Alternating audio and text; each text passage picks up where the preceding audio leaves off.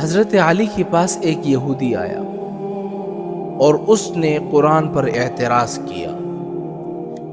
کیا کہ اے علی، تمہارے قرآن میں ہے کہ جنت میں 4 نہریں ہوگی، ایک دودھ کی، ایک شہد کی، ایک پانی کی اور ایک شراب کی، اور ان 4 نہریں کا جو منبع ہوگا، یعنی جس جگہ سے وہ نکل رہی ہوگی، وہ ایک ہی جگہ ہوگی۔ تو یہ کیسے ہو سکتا ہے کہ نہریں 4 ہو اور ایک ہی جگہ سے نکل رہے ہو؟ یہ کیسے ہو سکتا ہے؟ کیونکہ جو پڑھے لکھے ہوتے ہیں نا، وہ اس طرح اعتراض نہیں کرتے ہیں کہ بھئی میں قرآن کو نہیں مانتا، میں حدیث کو نہیں مانتا۔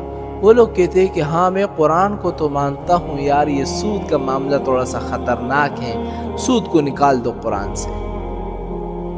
میں قرآن کو تو مانتا ہوں یار، یہ زکوٰۃ کا مسئلہ تھوڑا سا گڑبڑ ہے، زکوٰۃ کو نکال دو قرآن سے۔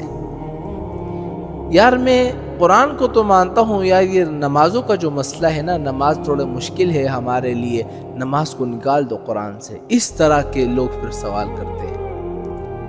تو اس یہودی نے حضرت علی پر یہی اعتراض کیا کہ جنت میں ہوگی 4 نہریں اور ایک ہی جگہ سے نکل رہی ہوگی، یہ کیسے ہو سکتا ہے؟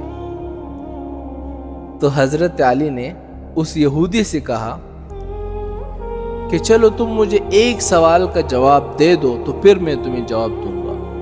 یہودی نے کہا ٹھیک ہے۔ حضرت علی نے فرمایا کہ جو تمہارا سر ہے،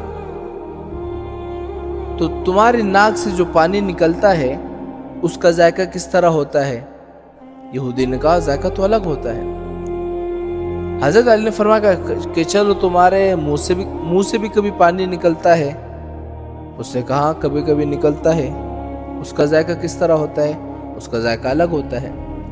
حضرت علی نے فرمایا کہ چلو تمہارے کان سے بھی پانی نکلتا ہے؟ اس نے کہا ہاں کان سے بھی پانی نکلتا ہے۔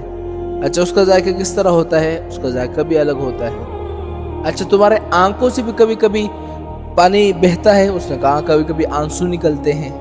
اچھا اس کا ذائقہ کس طرح ہوتا ہے؟ اس کا ذائقہ تو الگ ہوتا ہے۔ تو حضرت علی نے فرمایا کہ یہ کیسے ہو سکتا ہے کہ تمہارا سر ایک ہے اور مختلف جگہوں سے جو پانی نکل رہے ہیں مختلف ذائقے ہیں؟ وہ یہودی بالکل چپ ہو گیا۔ حضرت علی نے فرمایا کہ جب اللہ تعالیٰ اس چیز پر قادر ہے تو کیا اس چیز پر قادر نہیں ہے کہ ایک ہی جگہ سے 4 نہریں نکال دیں؟